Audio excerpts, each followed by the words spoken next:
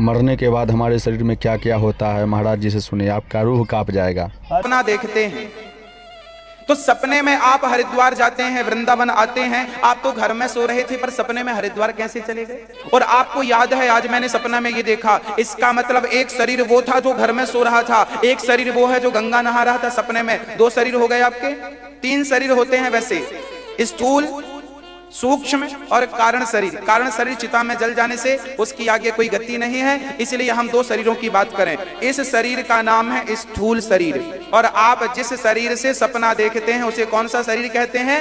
सूक्ष्म शरीर। उस सूक्ष्म शरीर को ही विद्वान लोग मन कहते हैं, और कहते हैं कि जब आत्मा निकलती है इस शरीर से तो आत्मा निकलकर उस सूक्ष्म शरीर में प्रवेश कर जाती है, और वही सूक्ष्म शरीर को यमराज लेकर जाते हैं। यहां से 99,000 योजन की दूरी पर यमपुरी है, वहां जाने में 1 वर्ष का समय लगता है। यमराज यमदूत हमें वहां लेकर जाते हैं, और वहां जाने के बाद क्या होता है, वहां एक गद्दी पर वहां 2 बड़ी बड़ी कुर्सियां पड़ी हैं। एक कुर्सी पर आप बैठते हैं, एक कुर्सी पर भगवान जी बैठते हैं, और भगवान आपसे कहते हैं कैसी रही यात्रा?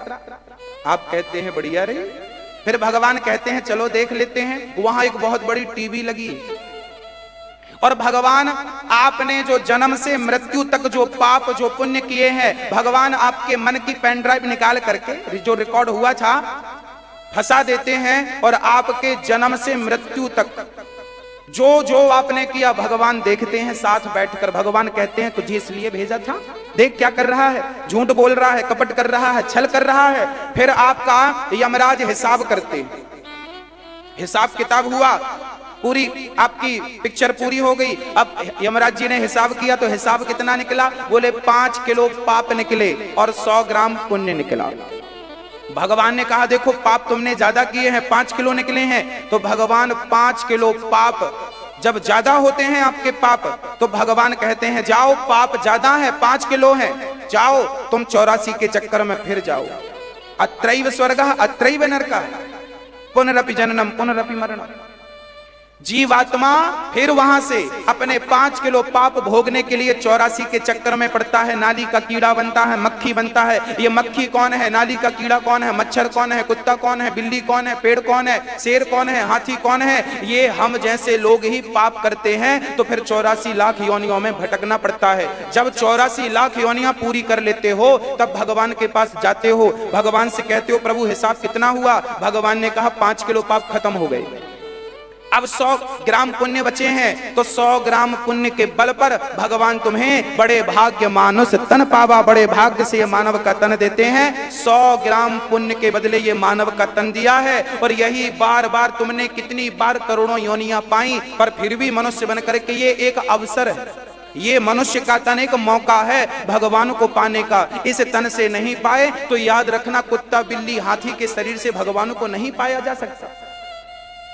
एक गीदड़ का बच्चा जन्म लिया और उसकी मां मर गई, तो शेरनी वहां से जा रही थी। शेरनी ने उस गीदड़ के बच्चे को देखकर बड़ी दया की और उसे उठाकर अपनी कुटिया पर ले आई। अपना दूध पिलाकर शेरनी ने उसे बड़ा किया। शेरनी का भी एक शावक था, बेटा था, दोनों बड़े हो गए एक माँ का दूध पीकर। एक शेर का बच्चा था, एक गीदड़ का बच्चा था। एक दिन शेरनी के घर में हाथियों के झुंड ने आक्रमण कर दिया। शेरनी ने अपने बेटे शेर से कहा जा और जरा हाथियों को दहाड़ के भगा। तो गीदड़ का बच्चा बोला मां मैं जाऊं? शेरनी बोली तू मत जा, तू हाथी से लड़ नहीं पाएगा। ना ना ना, मैं भी तो तेरा बेटा हूं, मैं भी तो तेरा दूध पिया हूं, चल पड़ा।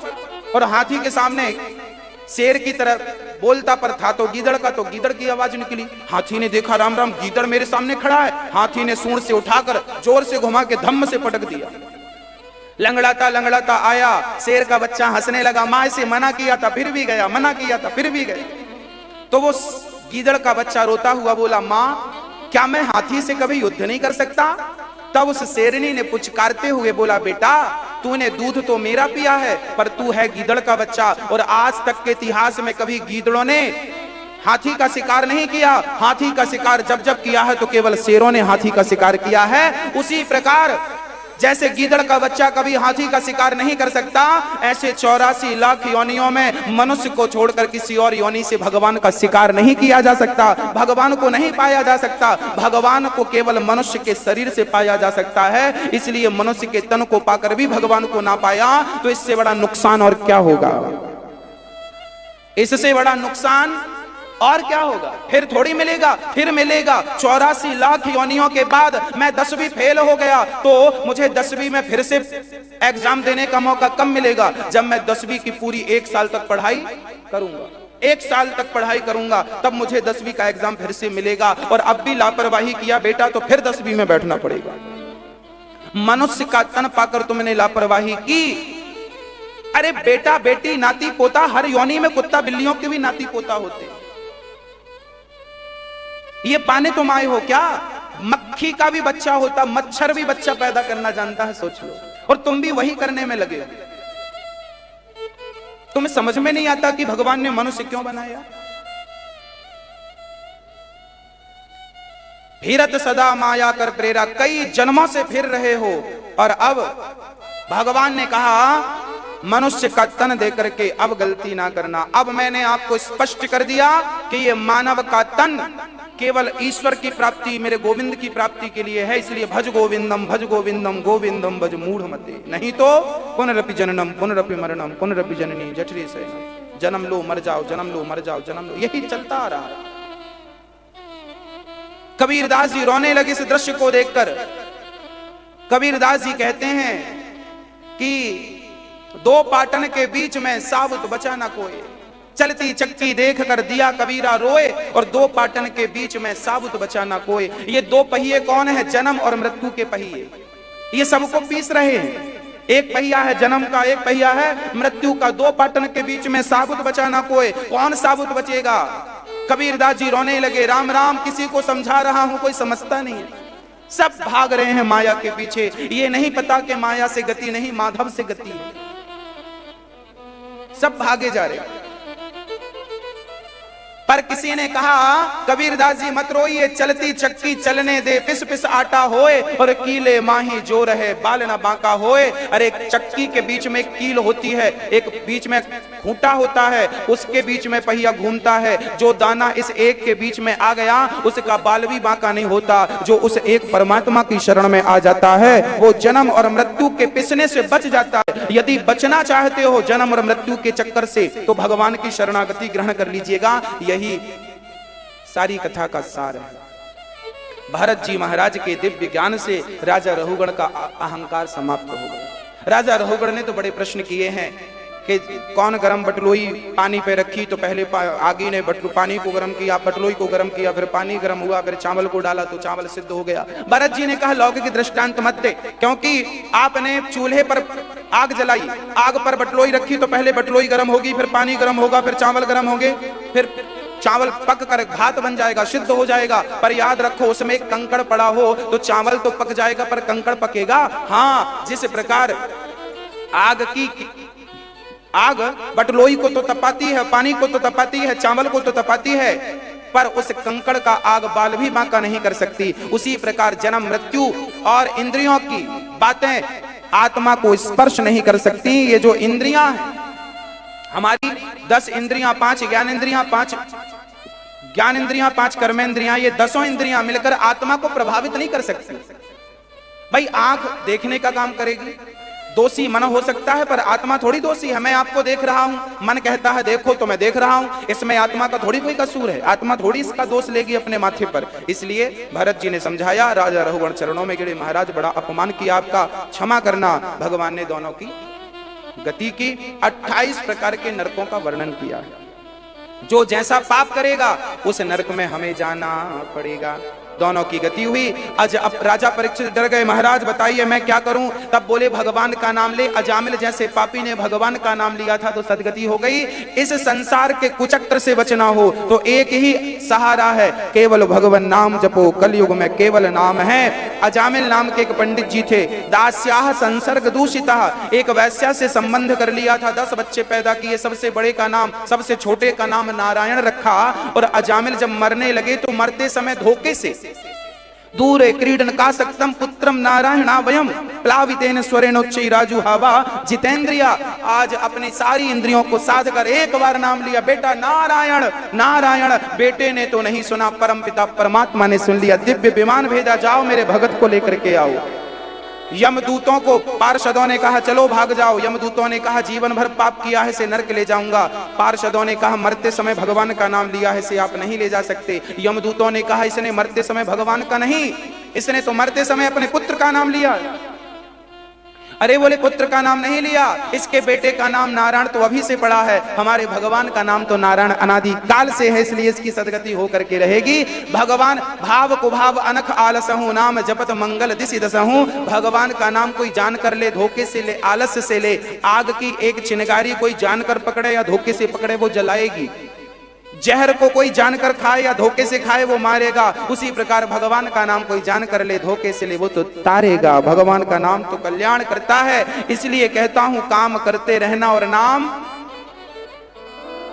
ना छोड़ना, भगवत चिंतन ना छोड़ना। मन को भगवान के चरणों में अपने मन को लगा देना, काम बराबर करना, पर नाम भगवान का ना छोड़ना, स्मरण ना छोड़ना। यही इस कथा से हमें प्राप्त होता। एक बार इंद्र ने अपने गुरु का अपमान कर दिया। दक्ष के 10,000 पुत्रों को नारद जी ने, इस कथा के बाद अजामिल की जब गति हुई उसके बाद दक्ष का प्रसंग है। दक्ष के बेटों को नारद जी ने ज्ञान दे के भगवान के चरणों तक पहुंचाया है।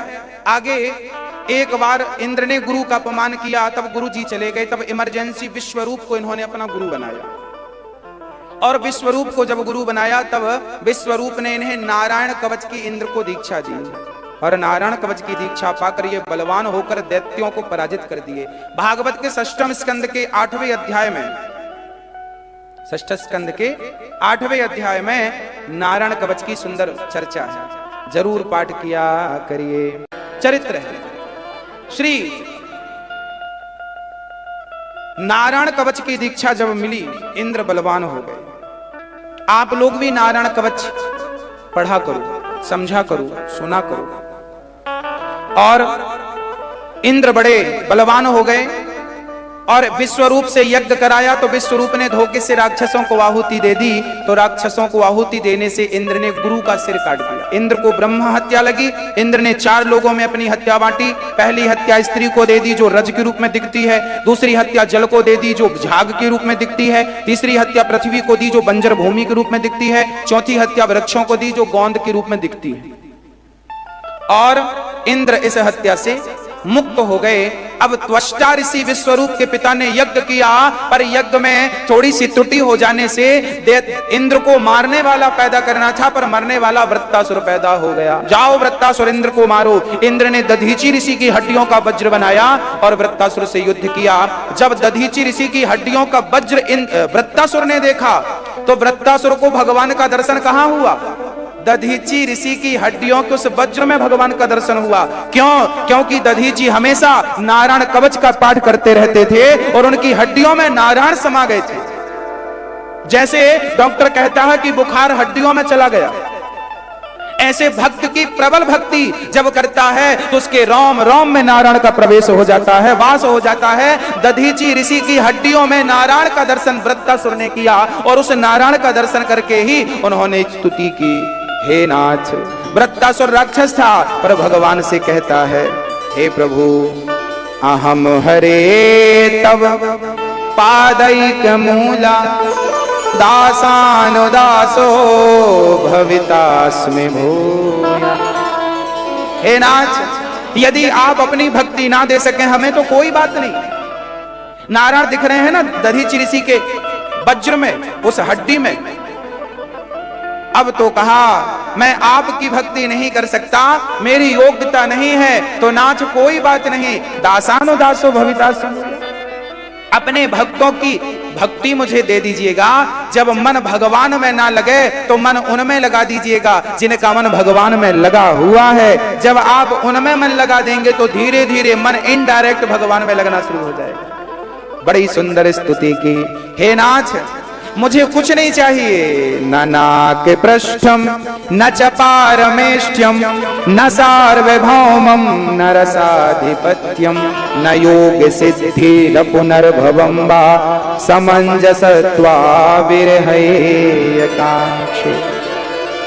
बस आपकी यादों में रोता रहूं। कितनी बढ़िया बात कही, कितनी बढ़िया बात कही वृत्तासुर ने कि आपका इतना चिंतन करूं मैं, इतना प्रेम प्रकट हो मेरे भीतर कि मेरी आंखों के आंसू कभी सूखे ही ना, सदा मेरी आंखें गीली रहे, आपके नाम के आंसू बहते रहे मेरी इन आंखों से। यही मुझे चाहिए। मुझे राजा नहीं, इंद्र नहीं चाहिए पद, ना बैकुंठ, ना स्वर्ग, ना साकेत, ना गौलोक, कुछ नहीं, ना मुझे ब्रह्मलोक, ना इंद्रलोक, ना पाताल लोक, ना कोई राज्य। मुझे केवल आपके प्रेम में आंसू मेरी आंखों से बहते रहें, मैं निरंतर आपका चिंतन करता रहूं।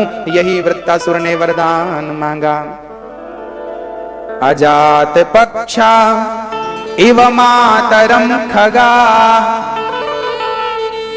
कितनी बढ़िया बात कही। जैसे छोटी सी चिड़िया का बच्चा जब चिड़िया दाना लेने जाती है ना, तो उसका छोटा सा बच्चा अपनी माँ का इंतजार करता है। जैसे वो बच्चा अपनी माँ का इंतजार करता है, हे नाथ मैं बस आपका यूं ही इंतजार करता रहूं, बस आपका यूं ही इंतजार करता रहूं। जैसे गाय का बच्चा अपनी गाय का इंतजार, अपनी माँ का इंतजार करता है, जैसे एक प्रियतमा अपने प्रेमी का इंतजार करती है, उसी प्रकार ये दास आपका आपका आपका इंतजार करता रहे। ये बात बढ़िया कि राजा परीक्षित ने कहा, प्रभु गुरुदेव ये वृत्तासुर तो राक्षस था, पर भगवान की स्तुति क्यों की? तब कहा कि ये इस वीडियो अच्छा लगे तो चैनल को अवश्य सब्सक्राइब